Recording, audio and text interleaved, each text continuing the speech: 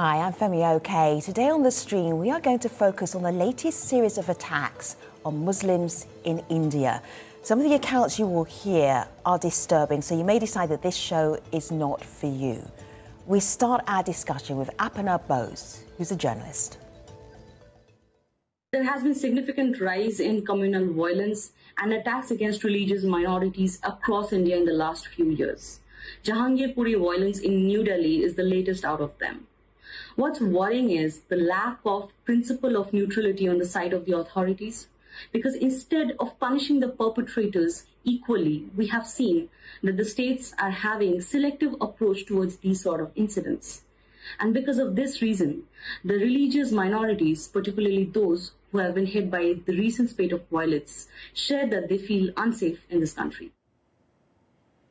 How seriously are officials in India taking the violence that's targeted at India's minority Muslim communities?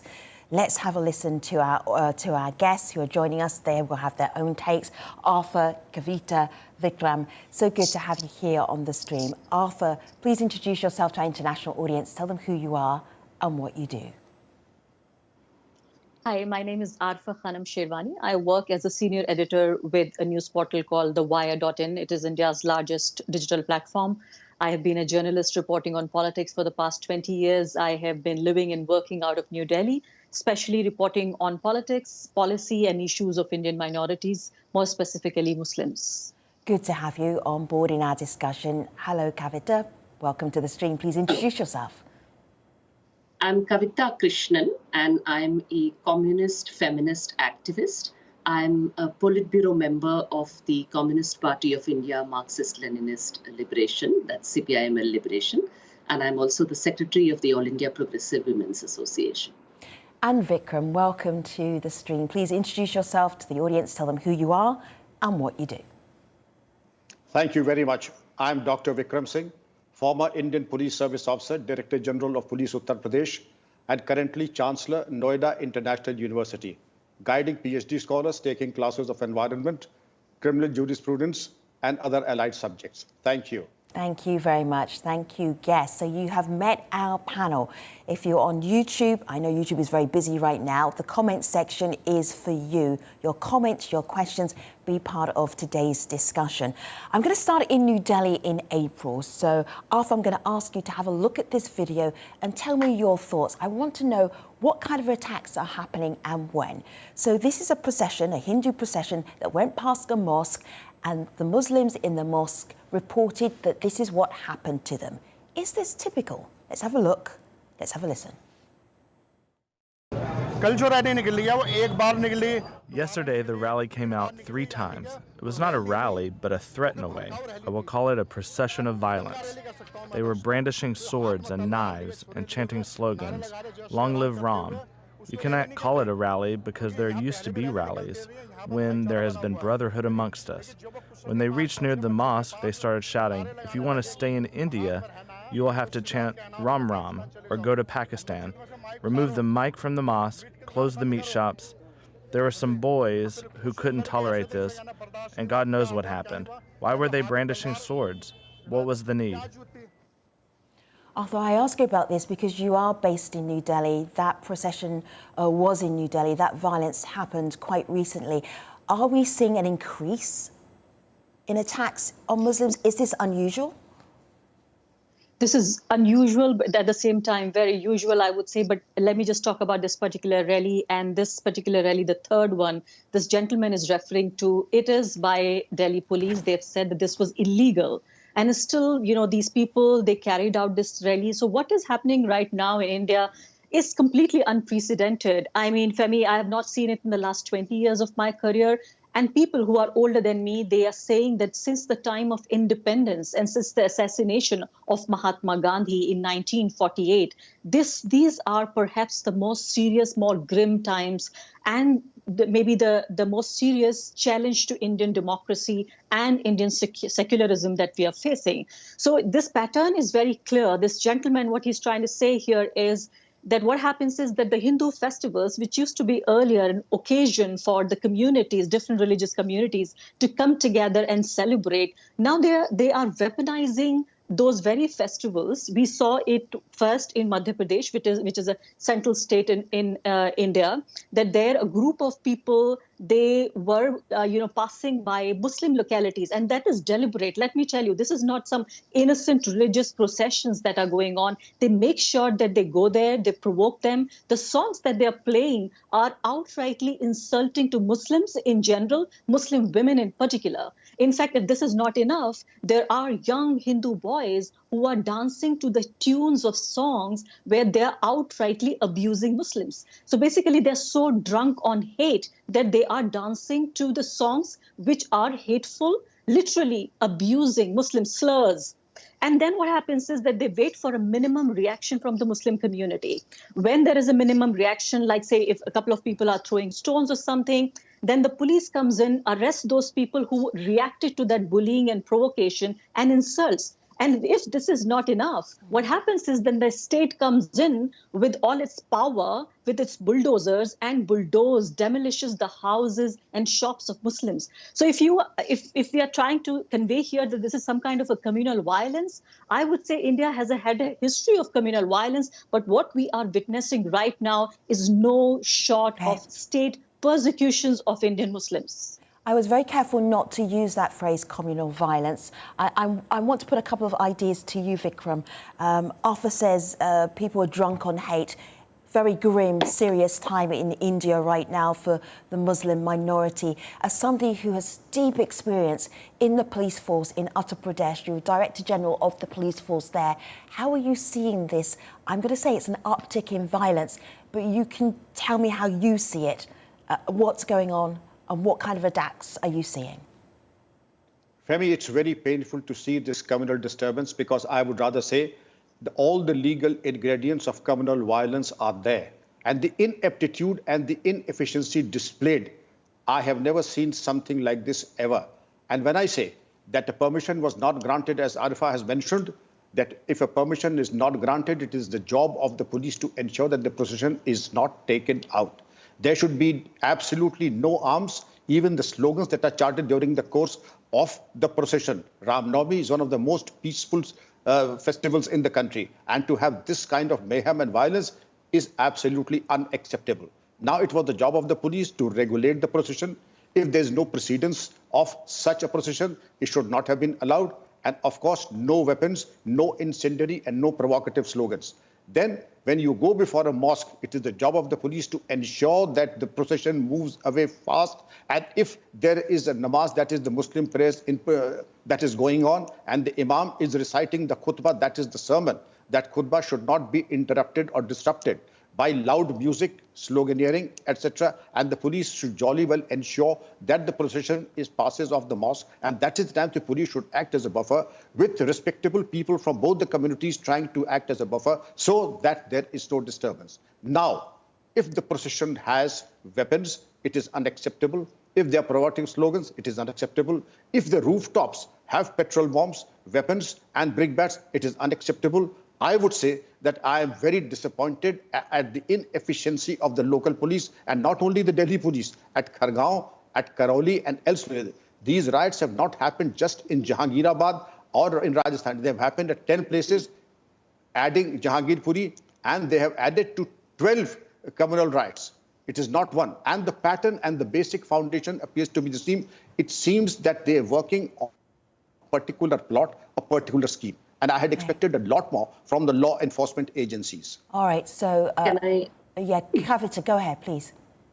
I agree with Vikram Singhji's assessment of the illegality of the procession, but I would not agree with his use of the word inefficiency, because I think that what we're seeing here is a pattern on part of the state machinery, the police in particular, to act with bias, which is what your journalist who spoke from the PTI before your panel came on, she also pointed to that. that you're having the police, and this is not the first time this is happening. So you have seen other instances in which in 2020, for instance, during Donald Trump's visit to India, there was targeted violence against Muslim minorities.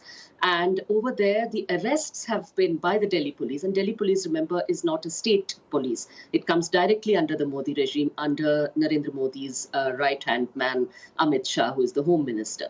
So the Delhi police overwhelmingly arrested Muslims, and not just under laws, ordinary laws. It arrested them under draconian anti-terror laws. So it invokes these anti-terror laws, and under which it is virtually impossible to get bail, which means that people remain in prison for years on end without bail. Whereas Hindu supremacists who routinely, every day you come across instances of them giving calls to rape Muslim women, calls to kill all Muslims, they are announcing their plans to replace India's secular constitution, make India into a Hindu supremacist nation. They're saying they're conspiring for this, we are going to do violence for this, and yet they are never booked under, they are never charged by the police under the section which says, you're trying to overthrow the state. Those sections are almost reserved for Muslims, or for those who are speaking, those intellectuals and activists who are speaking in support of minorities. And this is a pattern. The other thing I think we haven't talked about enough here is what Arfa mentioned, which is the fact that the state machinery is bringing in all over the country the word bulldozer, which is basically the JCB machine. And since your show is based in London, it's important to remember that this is primarily a British company. We're in Washington, D.C. My accent is based in London, though, but please continue. Okay, I'm going to show a bulldozer in just a moment so you can explain what we're seeing. In fact, Kavita, would you mind if I do this right now? Because I know you will understand the context, and it's really important to see this. Let me just play this, because what was happening here was that some Muslim families had their homes bulldozed because... Why, Kavita? This is one of the places where this is happening, but essentially the fig leaf here is that these Muslim families had shops which were encroaching on public property, public land. In other places, they said Muslim homes are encroaching on public land. But that's a fig leaf, because other BJP leaders of the Bharatiya Janata Party, the ruling party, have made public announcements saying wherever there are riot mongers, there the bulldozers will go. And basically riot monger, terrorist, Bangladeshi, Rohingya, these are all terms of hate speech being used by the ruling party to signal that the Muslims not only are encroaching on public land, but that they do not belong in India, that they are responsible for the violence of which they are the victims. So essentially, after a crime where Muslims have been victimized, Muslims are being turned into the accused, and in a completely illegal way, their properties, their homes are being demolished. Kavita, let me move on a little bit, because our audience also want to talk to you, and I want to give them some space to do that. All right, so I hear from you, all three of our guests, their perspective of what is going on, how bad it is in India regarding India's Muslim minority. But what is going to be done about it? I hear the critique, deep critique. Let's push forward. This is Zakia Soman. Zakia belongs to an organisation known as the Indian Muslim Women's Movement. Part of her purpose in life is to try and get citizenship for Muslim women in India. And she goes straight to what she feels is an answer to this dire situation in India right now, not the politicians. Have a listen, have a look. We are a multi-faith, multicultural society, and we have by and large coexisted peacefully. So it's up to us, the ordinary Indians, to defeat the politics of hate and religious polarization. The ordinary women and men, be they Hindus, Muslims, Christians, Sikhs, we need to speak out against this kind of religious division and bigotry. We need to make those in government accountable. We need to stand up as fellow Indians. We need to stand up for humanity. We need to stand up for peace and justice in our society. We need to stand up to save the soul of our country and to save the civilization that is India. See, after I see you nodding, Vikram, I also saw you nodding that Indians, ordinary Indians, need to take control. Is that possible? After you start, Vikram, you continue.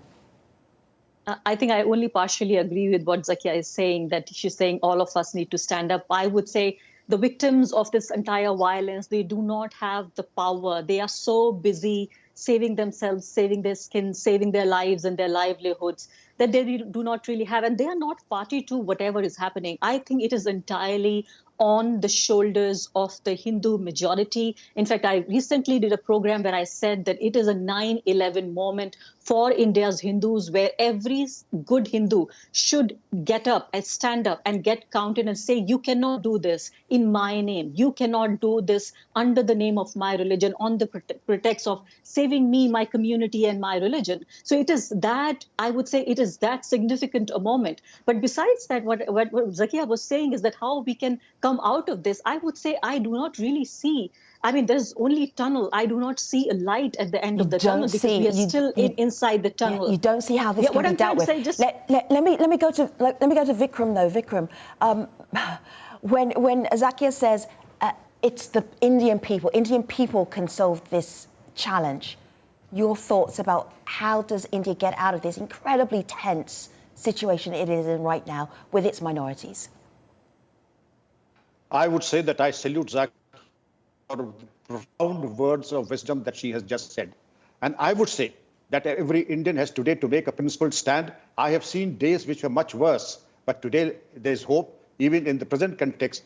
Presuming that there's allegation and counter allegations, the Supreme Court, the highest court in the country, is seized of the matter. And if there is any misdemeanor or anyone crossing the line, rest assured there will be consequences for the police force, for the people, and for everybody. But yes, as Arfa and Zakia ma'am have mentioned, that every Indian has to take a stand and have a no-nonsense approach that India is for all Indians. India belongs to everyone. The constitutional authority and the constitutional there's the constitution, Vikram, and then there's reality. Oh, right, yes.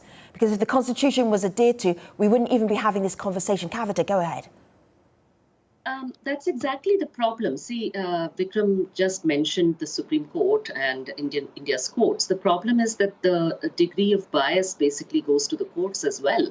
For instance, one of the most Islamophobic state exercises that has taken place in recent years in India was the National Register of Citizens exercise that took place in Assam, where basically every citizen was forced to provide documentation to prove they were citizens, or else they were declared, suspect, that their citizenship was declared suspect. And the whole campaign specifically targeted linguistic and religious minorities in Assam. So the Bengalis, Muslims who are of Bengali-speaking origin were suspected of being Bangladeshi and so on. Now, the problem is that the Supreme Court itself oversaw that entire exercise, which resulted in enormous human rights violations on a scale of, on a massive scale, and that is an ongoing thing, for which the Supreme Court's answer is to basically shrug and say, oh, well, that's the law. The Supreme Court itself has allowed Rohingya refugees in India, one smallest, there's a few thousand of them in India. These are a stateless community fleeing Myanmar, where they are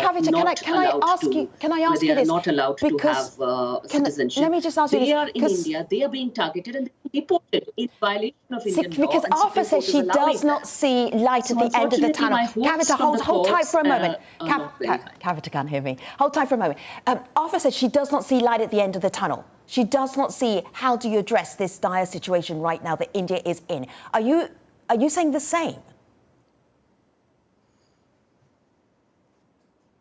Let me move on. I'm going to bring in Vikram again. Vikram, I want you to listen to a Hindu priest who was arrested earlier this month. He's from Uttar Pradesh, and you know that area very well because you were Director General of Police there. He was arrested for hate speech, hateful behaviour, and this is what happened when he came out. This is what he had to say. Have a listen, have a look, and then help me. If the leadership, if your leaders, if your holy men are prejudiced, what do you do about that? Here he is. देखिए, भगवा के लिए और धर्म के लिए मुझे हजारों बार जेल जाना पड़े तो मैं जेल जाऊंगा, और हजारों हमले झेलना पड़े तो मैं हजारों हमले झेलने के लिए भी तैयार हूँ। क्या कहेंगे, इतने दिन रहे आपको ऐसा कुछ फील करते हैं क्या? नहीं, कोई गिल्टी नहीं फील करते। हमने अपने धर्म के लिए कहा है, और धर्म रक्षा अपनी महिलाओं के लिए कहा है, अपने धर्म के लिए कहा है, और धर्म के लिए मुझे कुछ भी करना पड़े, अपने प्राण भी त्यागना पड़े तो मैं तैयार हूँ। आपको किसी तरह का पश्चाताप? कोई पश्चाताप मुझे अब नहीं है, क्योंकि जो सजा मुझे पानी थी मैं सजा पा चुका हूँ, और मैं अपनी महिलाओं की रक्षा के लिए उस दिन जो कहा मैंने अपनी महिलाओं की रक्षा के लिए कहा, और फिर से मैं कहता हूँ धर्म के लिए मेरा कतरा कतरा कट जाए तो मैं धर्म के लिए उसको कुर्बान करने के लिए तैयार हूँ। Vikram. I would say that this degree of violence in the tone and tenor of the person, I would have my own reservations whether this man is holy or unholy. Number one, he has said, I'm prepared to go to jail any number of times. I'm prepared to take any number of assaults. Then the place for him is not the pulpit. The place for him is politics. He would be better suited to go into politics. He is certainly not a holy man. And then the time, place, and circumstance would decide how provocative is what he has said. And in case, I think the police need to run the extra mile and ensure that there is no provocation, irrespective of who is uttering what. Even if he happens to be a so-called holy man, the place for him is behind bars, and his challenge that he's prepared to go multiple times behind the bars, well, let the police not disappoint him if he gives the opportunity.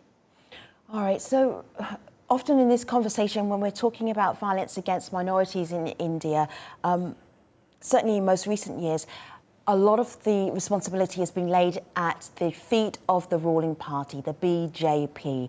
Let me just bring in Sayatang Ghosh, who explains what they feel is fueling these attacks. And maybe the answer is in politics if it's not with India's people. Let's have a listen, let's have a look.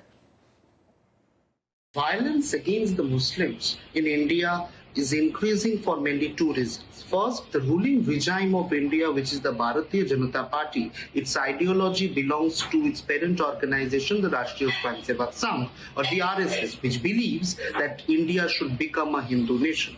For this, they are pushing Hindutva aggressively across India. Secondly, the opposition political parties have abandoned the Muslims because they fear that if they become pro-Muslim, then the Hindu vote share will go down. For this reason, Muslims are being discriminated for what they eat, for their presence, and even for what they wear. The Muslims are being killed and their houses are being demolished in the broad daylight. Kavita, I'm just going to say as a closing thought, we did invite the BJP to be part of this discussion, and they decided that they didn't want to be. It's a difficult conversation for them to have. Do you understand, as a member of not one of the main parties, but a political party in India, where does that responsibility lie for the situation we've been talking about today? Is it with the BJP? Can Kavita hear us? We're having connection issues there. Let me move that question along to Arthur. Oh, well, definitely, it does lie with them. But my primary question would be that does the ruling party BJP believe in Indian constitution anymore or not? Because the way they are bulldozing the houses of people, the way they are, behaving is a very partisan way. Even police is the way they are behaving it. It all feels like as if the whole, idea of establishing the rule of law would be on the government of India, on the ruling party. But my primary question here would be, do they believe in Indian constitution or not? Or they are the ones who are breaking the law in broad daylight? Every political and legal expert in this country said these bulldozers and the way police is reacting, at the pretext of the government is illegal, completely illegal. The Supreme Court of India had to intervene in the national capital and stop the bulldozers from raising the houses of Muslims. So we are at a stage where the ruling party, the government, is not even pretending anymore. So I am not very hopeful, because even a small part of the government does not say that they believe in Indian democracy or Arthur, Indian constitution anymore. So where do I lie my hopes where? Yeah, I hear your despair. Arthur, Kavita, Vikram, thank you for taking part in this conversation. On YouTube, some thoughts here. Some of our audience feel that this is the beginning of a potential genocide in India, how seriously they are fueling this.